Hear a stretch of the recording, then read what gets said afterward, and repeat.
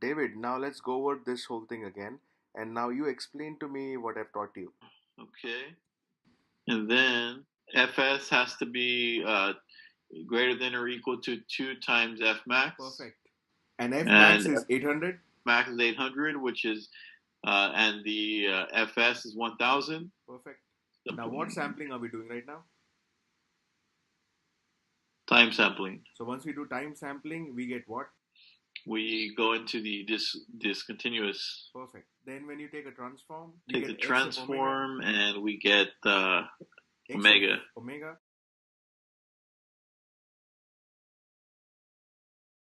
Can you go ahead and share your experience with everyone? My name is David Rodriguez. I'm currently enrolled in the University of Texas in San Antonio, taking a digital signal processing course that Yogesh is tutoring me on. I highly recommend him. He is definitely broken down some complex this complex subject, and he's explained it very well. I highly recommend him. So come check him out. It's really good.